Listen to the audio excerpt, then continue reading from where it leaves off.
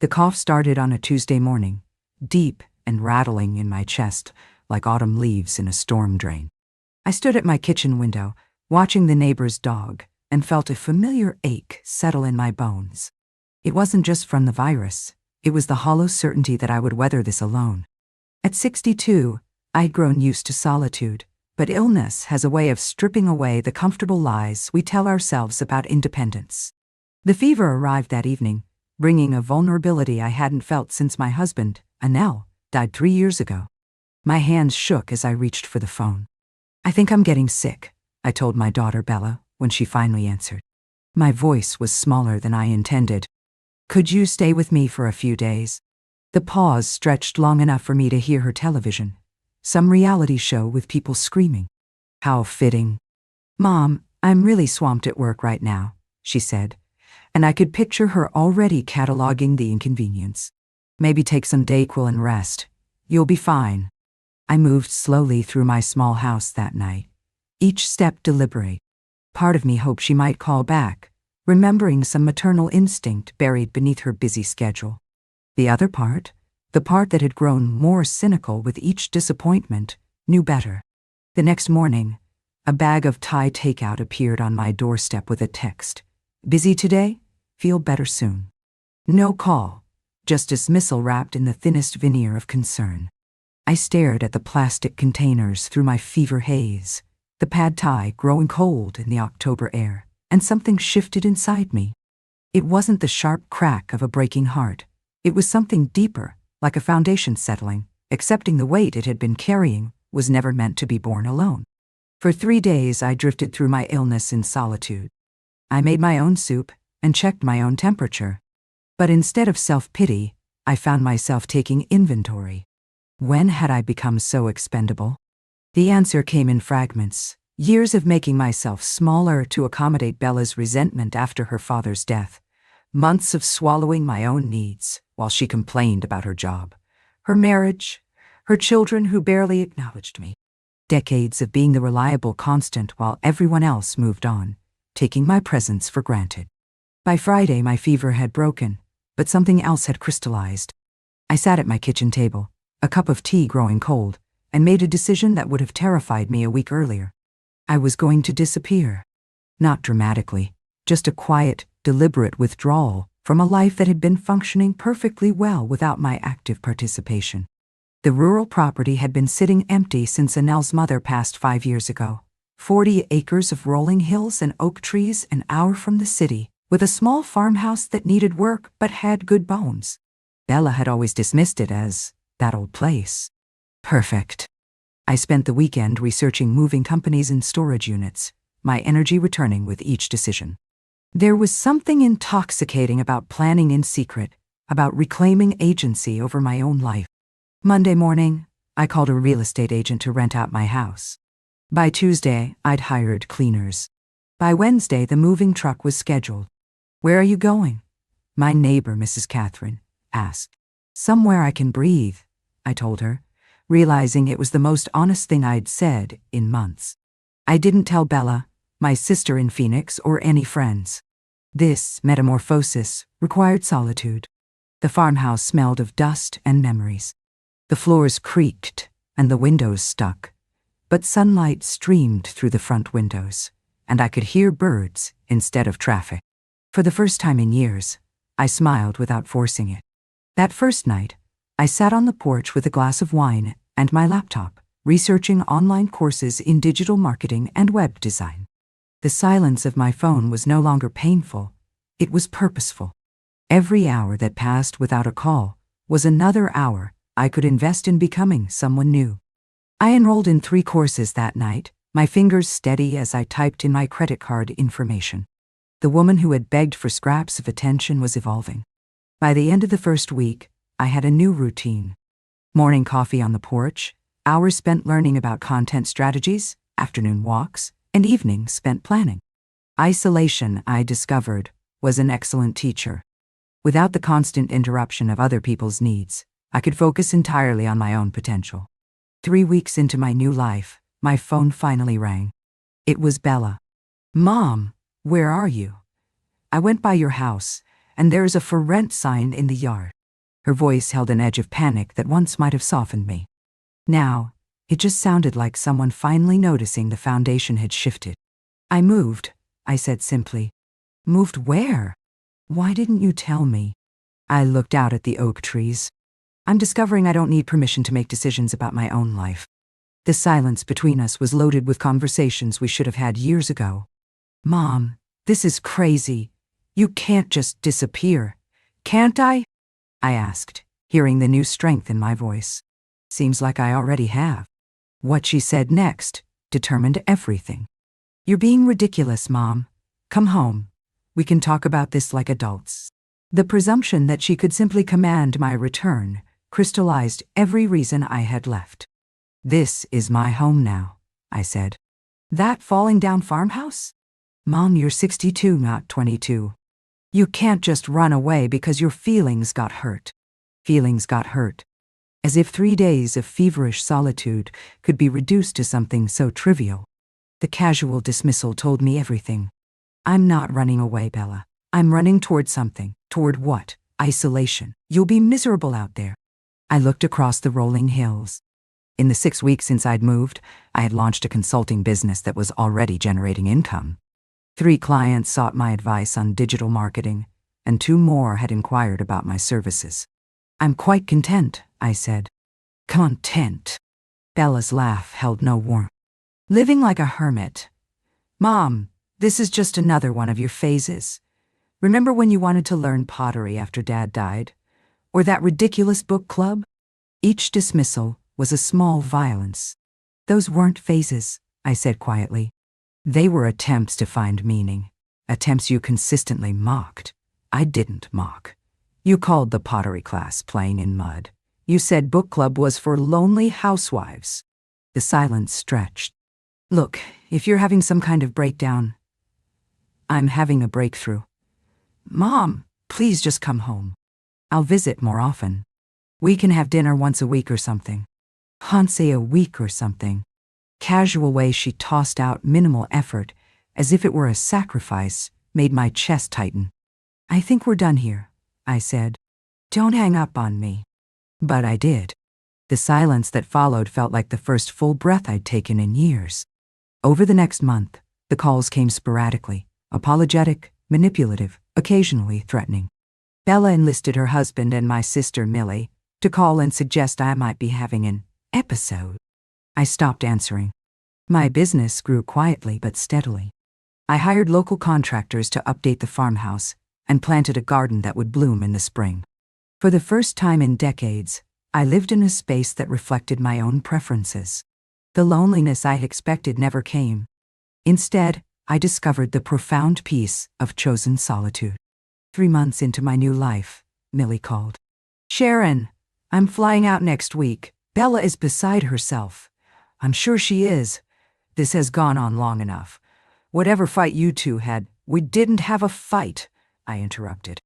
I simply stopped participating in a one-sided relationship. "She says you disappeared without warning." I moved. People move. Not without telling their family. I looked out at my vegetable garden. "Millie, when was the last time Bella called you just to see how you were doing? When did she last remember your birthday without Facebook reminding her?" The silence told me everything. "She's your daughter," Millie said finally. "And I'm her mother. That relationship requires effort from both people. She's trying now. She's panicking now. There's a difference. Will you at least see her when I come out?" "No." The finality in my own voice surprised even me. "Millie, I love you, but I'm not going to debate my right to set boundaries. If Bella wants a relationship with me, she knows where I am. But I'm not going to beg for scraps of affection anymore." "Nice." After I hung up, I sat on the porch and watched the sunset. My phone buzzed with texts I didn't read. The silence was a sanctuary. That night, I worked on a marketing proposal for a local winery, losing myself in the puzzle of demographics and messaging. At 11, I closed my laptop and realized I hadn't thought about Bella for 4 straight hours. It felt like a victory. A week later, I was pruning roses when I heard a car on the gravel road. Through the trees, I saw Millie's rental with Bella in the passenger seat. I didn't hide. I simply continued pruning, letting them come to me. They parked and sat in the car for several minutes, strategizing. Finally, both doors opened. Bella looked thinner, her professional polish slightly frayed. They approached slowly. "Hello, Mom." I looked up from the roses, shears still in my hand, and felt only mild curiosity. "Bella, Millie, can we talk?" I gestured to the porch chairs. "Of course. This is your first time seeing the property, isn't it?" The casual deflection seemed to throw them off. Bella glanced around at the restored farmhouse, the flourishing garden. "It's different than I expected. Most transformations are." We settled into the chairs, and I waited. The silence stretched until it became uncomfortable for them. "Mom," Bella began, her voice carefully modulated, "I think there's been a misunderstanding. A misunderstanding." As if my withdrawal was simply poor communication, not deliberate self-preservation. I set the shears on the table and looked at my daughter. What I saw wasn't remorse. It was calculation. She was strategizing, measuring outcomes. She hadn't come to apologize. She had come to manage me. "I've been doing a lot of thinking," she continued, delivering a rehearsed speech. "And I realize I may have been insensitive to your needs after Dad died. May have been." A masterclass in non-apology. Millie shifted, clearly hoping this would be enough. "Go on," I said. "I know I could have been more available when you were sick," Bella said. "Work has been incredibly demanding." The words were perfectly crafted to sound like acknowledgement while accepting no real responsibility. "What do you think I needed?" I asked. The question caught her off guard. She blinked. "You needed support. Someone to take care of you. And what did you give me instead?" I was overwhelmed. I should have handled it better. I looked at my daughter and saw a woman who had taken my presence for granted for so long. She had never truly seen me. This wasn't about repairing our relationship. It was about returning me to a manageable role in her life. "Bella," I said, my voice steady, "do you know what I do for work now?" She frowned. "You said something about consulting, digital marketing consulting. I help small businesses. I have 6 regular clients and a waiting list." Millie looked genuinely surprised. Bella's expression remained neutral, but I caught a flicker of resentment. That's great, Mom. I'm happy you're staying busy. As if my career were a hobby. "I'm not staying busy," I said. "I'm building a career. At 62, I'm more professionally fulfilled than I have been in decades." "But surely you don't want to do this forever," Bella said. "It must be exhausting, learning all that technology stuff at your age." Got your age. Casual ageism was so embedded in her worldview. She delivered it without a second thought. I stood up slowly and led them on a tour of the house. The kitchen gleamed with new appliances. The living room held furniture I had chosen. My office, once a sewing room, rivaled any corporate workspace.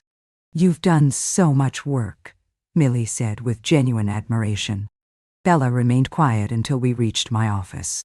She paused at the framed digital marketing certificates on the wall.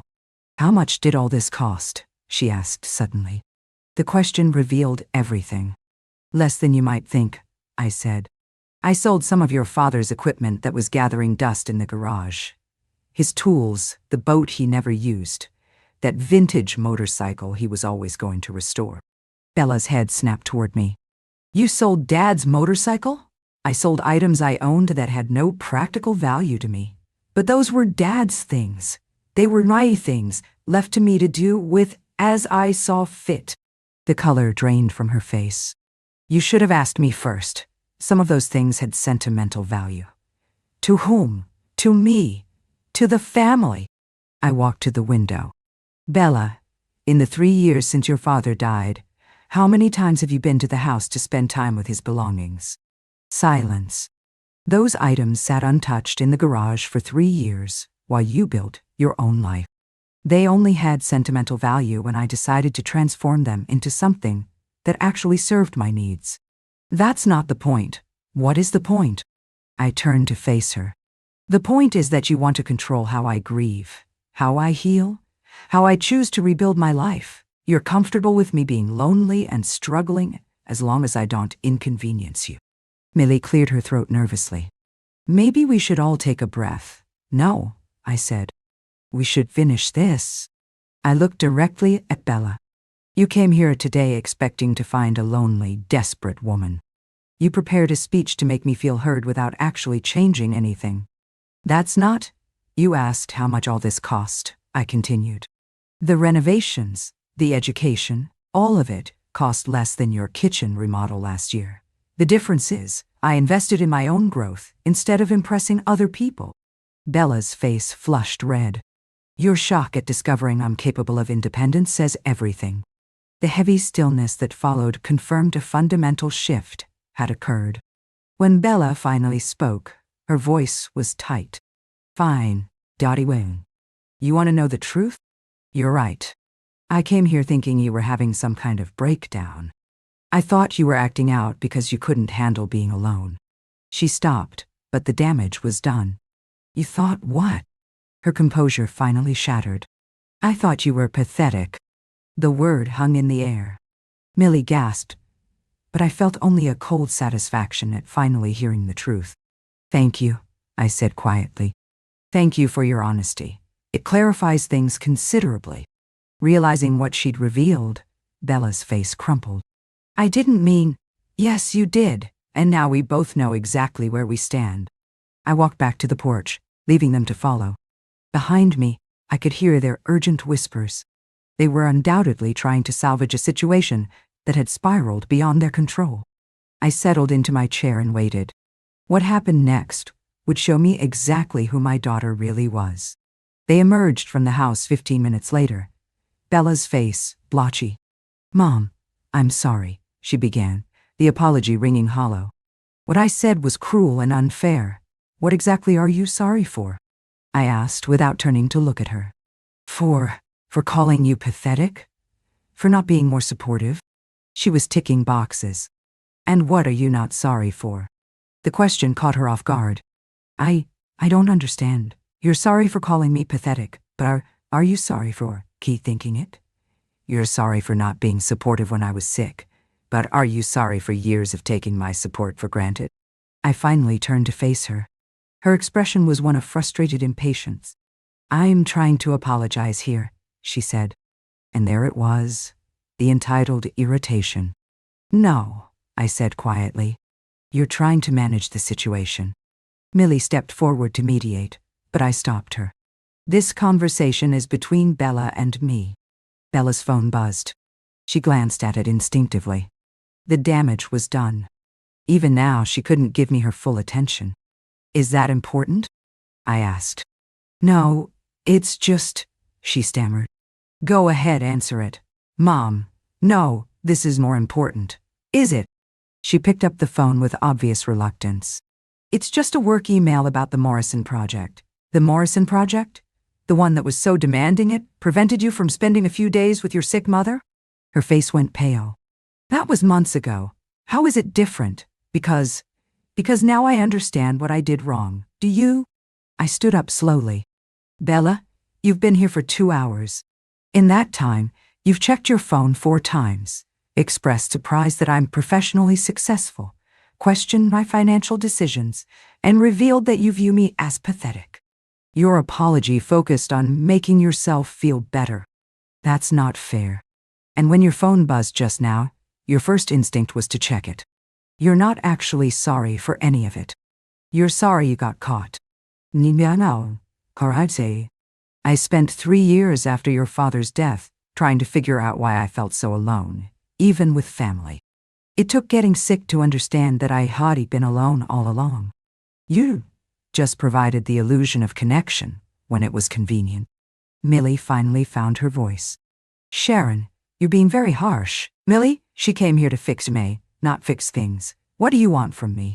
Bella's voice cracked, not with remorse, but with the desperation of losing control. As long as I wanted something from her, she held the power. I want nothing from you. The words came out with a finality that made them both recoil. That's not true, Bella said quickly. Everyone wants something. I want exactly what I have, I said. A life built on my own terms with people who value my presence, not tolerate it. You're my mother. Yes, and you're my daughter. But that doesn't obligate me to accept mistreatment. I looked out at the garden, at the roses blooming magnificently. Everything I had invested time and care in was flourishing. I forgive you, I said without turning around. I heard Bella's sharp intake of breath. But forgiveness doesn't mean reconciliation. It certainly doesn't mean returning to patterns that were slowly killing my spirit. What does that mean? Millie asked. I turned back. It means I forgive Bella for being who she is. I don't expect her to change. But I also won't pretend that who she is fits into my life anymore. You're cutting me off, Bella whispered. I'm setting you free, I said. Free from the obligation of pretending to care. Free from the burden of managing a pathetic old woman. The cruelty was precise, intentional, reflecting her own language back at her. And I'm setting myself free from the exhausting work of trying to earn love that was never actually available. My phone rang suddenly. I glanced at the screen. A potential client. Excuse me, I said, and answered with perfect professional composure. Sharon speaking. Yes, tomorrow afternoon would be perfect. I ended the call and looked back at my daughter and sister. They stared as if they didn't recognize me. That was a new client, I said conversationally. A tech startup that needs help reaching an older demographic. Apparently, my age and experience are exactly what they're looking for. The irony wasn't lost on any of us. I think it's time for you both to go, I said. But Bella wasn't finished. You think you're so much better than everyone else now, don't you? Her voice had transformed into something ugly, bitter. The mask was off. All this, she gestured wildly, is just you trying to prove something. You're not happy. You're just stubborn and selfish. Millie tried to intervene, but Bella shook her off. You disappeared because you couldn't handle that Dad was gone, and the world didn't revolve around you anymore. You ran away like a child having a tantrum. I felt something cold and final settle in my chest. This was who she really was. Keep going, I said quietly. You want to play the victim? But you know what? You were never that good of a mother anyway. Dad did most of the emotional work. You were always too wrapped up in your own drama. Each word was designed to wound, but instead, I felt a strange liberation. Is that all? I asked. You think this little performance proves you're independent. You're 62 years old, living alone in the middle of nowhere, pretending to be some kind of businesswoman. It's pathetic. There was that word again. And you know what's really sick, she continued, her voice rising. Part of you is probably enjoying this. You get to be the martyred mother. Millie stared in horror, but I was oddly calm. This eruption was a gift, removing any doubt. Are you finished? I asked. Bella seemed to deflate. I'm finished pretending this is my fault. I nodded slowly and opened my laptop. Bella, do you know what this is? She looked at the screen with suspicion. It's my will, updated last month. I scrolled through the pages. I don't want to hear about your will. You should, I interrupted, because it concerns you directly. I turned the laptop so they could both see. Everything I own, this property, the house in town, my business assets, my retirement accounts, all of it goes to organizations that serve women rebuilding their lives after loss or abuse. Bella's face went white. What? The women's shelter where I volunteer gets the main house and property. My business assets go to a nonprofit that provides digital literacy training for older women. You can't be serious. I'm completely serious. I pointed to a single line of text. Tito, my daughter, Bella, who taught me that blood relation is not the same as family. I leave the certain knowledge that she is capable of building her own life without depending on anyone else's foundation. Under. The silence was absolute. You're disinheriting me, Bella whispered. I'm freeing you, I corrected. This ensures you'll never have to pretend to care again. But the house, Dad's things, our family history, will go to people who understand the value of home and security because they've lived without it. I closed the laptop, with finality. Women who know what it means to rebuild from nothing. Bella was hyperventilating. "You can't do this out of spite," she gasped. "I'm not doing it out of spite," I said calmly. "I'm doing it out of clarity. You've shown me repeatedly that our biological bond means nothing without mutual respect." I stood and walked to the porch railing. "You called me pathetic twice today, Bella. Both times you were wrong. A pathetic person would beg for your approval. A strong person recognizes when a relationship has become toxic and has the courage to walk away." "Mom, please," Bella's voice cracked, but I could see the calculation returning to her eyes. "No, we can't work this out, because that would require you to genuinely change, and we both know that's not going to happen." Millie finally found her voice. "Sharon, this is extreme. She's your daughter, and I'm her mother. That should have meant something to her before it became convenient." I walked back inside, leaving them on the porch. Through the window, I saw them in an urgent, whispered conversation. I made myself tea and sat at the table where I had decided to disappear 4 months ago. Everything since had led to this moment. When I returned to the porch, they were standing by the car. Bella's face was streaked with tears, but her posture radiated anger. "This isn't over," she said. "Yes, it is. You can't just cut me out of your life. I can and I have. What about holidays? What am I supposed to tell people?" Her primary concern, even now, was appearances. "Tell them whatever you'd like," I said. "Tell them your pathetic mother finally learned to value herself. Tell them I discovered that family is something you build, not something you're born into." I walked back toward the house. "Millie, you're welcome here anytime." Then I looked at Bella one last time. "Goodbye, Bella." I went inside and closed the door, turning the deadbolt. Through the window, I watched them drive away. For the first time in years, I felt completely at peace. My phone buzzed with a text from my new client. "Looking forward to our meeting tomorrow." I smiled and began preparing for the evening. There was a bottle of wine to open, a book to read, and a life to live, entirely on my own terms. The foundation had held, and it was stronger than ever.